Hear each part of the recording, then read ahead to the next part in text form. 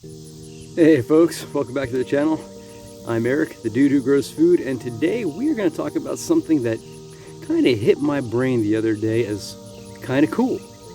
And that is the fact that over the past 7 days, from about a week ago leading up to yesterday, I have legitimately, from my garden, harvested 6 types of fruit. Now, I didn't, prepare this garden with the thought of that being an outcome, but it just sort of hit me kind of interestingly because fruit's amazing. It's ridiculously healthy. The more you eat, the more diverse, the better your health. It's tied to all kinds of amazing health outcomes, and it's delicious. So I'm going to today show you the 6 that I've harvested. I'm going to rank them as it stands today from what I would say are my least favorite to my favorite. Now this ranking, as we go through, you're going to notice I'm going to have opinions on whether or not that ranking changes from time to time, and you'll understand a bit more of that as we get along.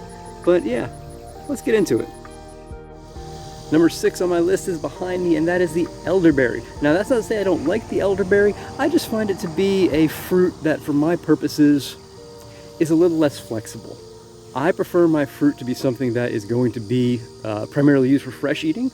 I don't want to cook the nutrients out of it, and I don't want to have to add a ton of sugar to it to make it more palatable. And the elderberry kind of falls into that category. Now for me, the way I use elderberry is I will take these berries, I will pop them off the plant, I'll knock them off in a bucket, pour them into a tray, sort them out so I can get the green ones out and the stems out, and then I take those and I throw them in a freezer bag into the freezer. And then when I want to eat some, I take a serving of elderberry, frozen, a serving of frozen blackberries and strawberries, I put them in a container, I put them in the fridge, and I defrost them. I blend those down, and I have 3 mixed berry servings at that point that I will pour into water and shake up as a juice or a kind of a watered smoothie with my breakfast. And that's usually going to happen once all of my fresh berries from the garden are done, but that's how I make use of this plant. And because that's the only way I use it, I find it to be lower on my list of my favorite fruits that are coming out of the garden right now.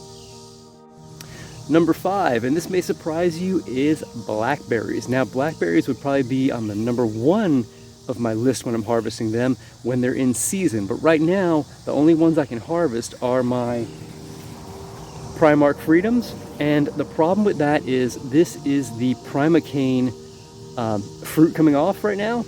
And it is not nearly as tasty as the second year fruit, the Floricane fruit that I'm gonna get next spring. Now next spring, when these same plants are throwing their fruit on these canes, which will be aged a year, it's gonna be earlier than all the other blackberries, size-wise, actually a very, very big berry, and just utterly delicious. But right now, yes, I am harvesting them, yes, I am eating them.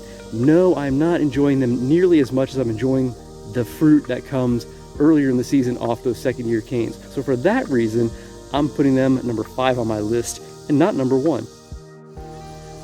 Number 4 on my list, cantaloupe. Now cantaloupe is not something that I grew up enjoying to any stretch. I didn't really enjoy too many fruits beyond maybe peaches, plums, nectarines, oranges, apples, pears, bananas, things like that. That sounds pretty diverse, but it's fairly common stuff.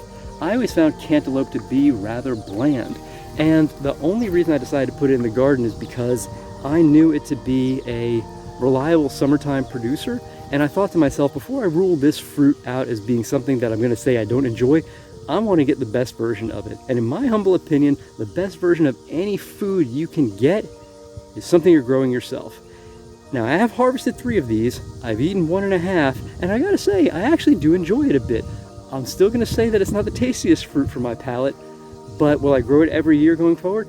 Absolutely. It's thriving in the heat. It doesn't seem to require a ton of water, or it might, but we've had a lot of rain, so it's not gonna be hard for me to water that plant in. And it brings some diversity to the diet during a time of year where fresh fruit, since the berries are done, would be kind of tapering off. Number 3, behind me, blueberries. Now blueberries, we all know, are a nutritional powerhouse. They're really tasty. I am enjoying them. However, I am enjoying them a little less than number 2 and 1, which we'll get into, primarily because from a growing standpoint, they haven't been as productive. These plants are still young. The fruits haven't really sized up the way I want to yet, but I am getting out here every couple of days, and I am getting some blueberries. For that reason, I am enjoying them. Ooh, that was a good berry. But since their production at this point is still a little on the lackluster side, I'm going to say that they're not in my top 2 as of this time. I will say prior to number 2 and 1 stepping up, they would have been number 2 right behind only the blackberries.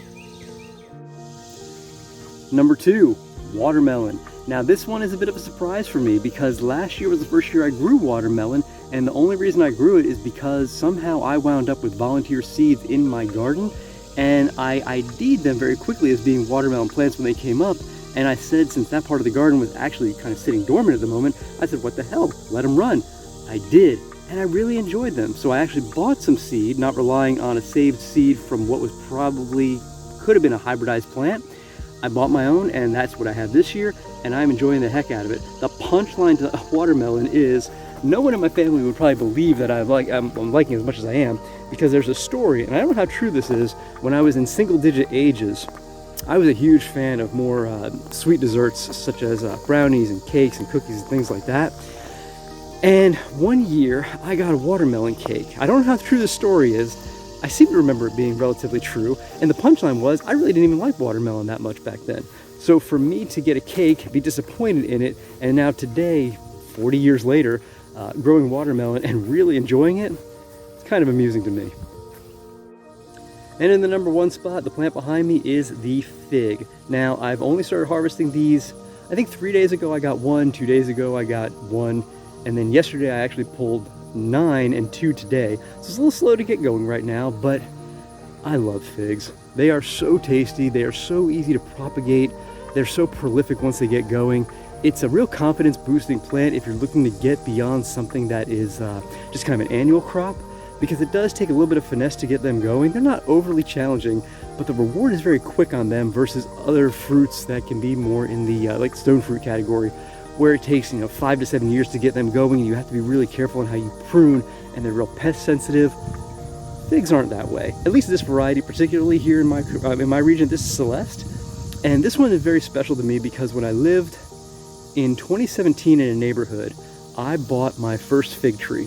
And I put it in the backyard. It grew out for the next 3 years, and the final year it produced a really nice crop finally.